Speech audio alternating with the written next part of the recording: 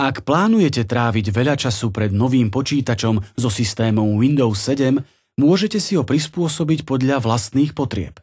Dobrý deň, som Dave Johnson, spisovateľ z týmu systému Windows a počas nasledujúcich 4 minút vám ukážem, ako si môžete prispôsobiť počítač zmenou obrázka používateľa, pozadia pracovnej plochy a zvukov a dokonca zlepšiť čitateľnosť textu zmenou rozlíšenia obrazovky.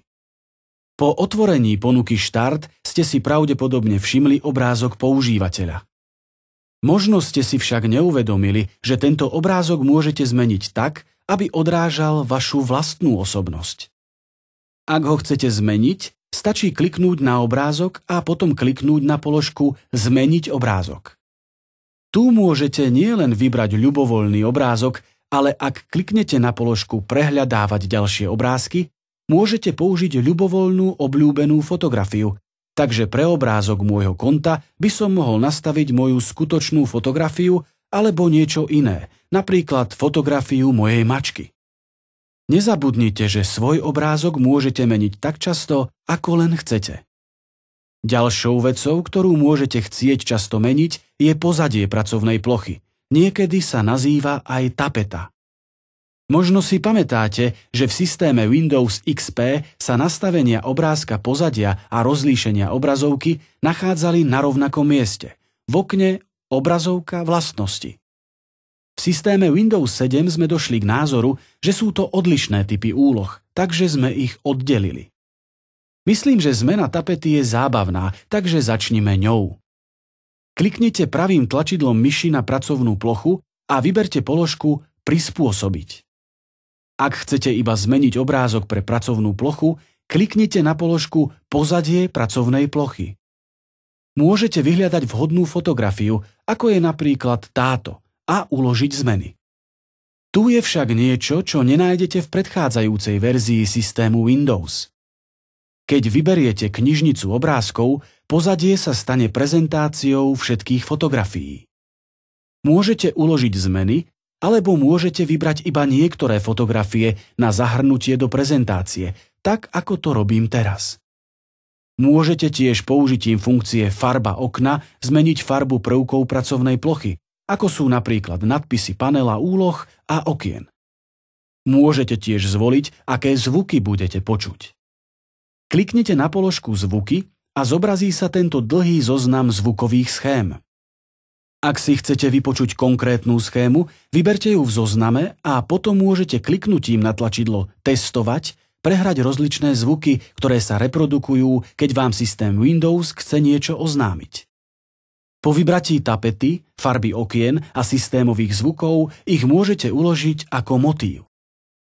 Týmto spôsobom môžete zmeniť motív vždy, keď budete chcieť vidieť a počuť niečo iné. Motív jednoducho uložte a vždy, keď ho budete chcieť použiť, nájdete ho tu v časti Moje motívy. Môžete vybrať ľubovoľný z týchto existujúcich motívov a dokonca prevziať nové z internetu.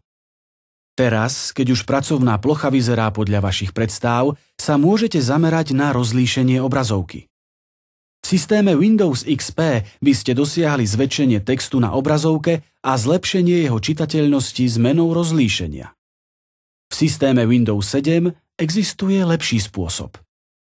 Každý monitor vyzerá najlepšie pri určitom rozlíšení. Toto sa nazýva natívne rozlíšenie. Ak rozlíšenie monitora nie je nastavené na túto konkrétnu hodnotu, zobrazenie môže vyzerať neostré alebo môže byť skreslené. To môže byť veľmi dôležité, ak používate monitor LCD alebo monitor s plochým panelom. Ja viem, že tento monitor nie je nakonfigurovaný správne, pretože tento kruh je oválny. Ak chcete nastaviť správne rozlíšenie monitora, kliknite pravým tlačidlom myši na pracovnú plochu a vyberte položku Rozlíšenie obrazovky. Systém Windows by mal automaticky zistiť natívne rozlíšenie monitora, preto presuňte tento jazdec na odporúčané nastavenie. Teraz kliknite na tlačidlo OK a skontrolujte výsledok. Ak monitor z nejakého dôvodu nemôže zobraziť toto rozlíšenie, stačí počkať približne 15 sekúnd a pre zobrazenie sa automaticky obnoví pôvodné nastavenie, Na vykonanie nápravy nemusíte nič robiť. Ale čo ak je text teraz príliš malý a nie je dobre čitateľný a chcete ho zväčšiť? Stačí sa vrátiť do okna rozlíšenie obrazovky a kliknúť sem. Vyberte jedno z týchto nastavení. Tým sa upraví mierka textu, avšak ponechá sa najlepšie nastavenie rozlíšenia pre fotografie a ostatnú grafiku. Ak budete mať kedykoľvek problém s čitateľnosťou textu na obrazovke, vráťte sa sem a zmeňte toto nastavenie.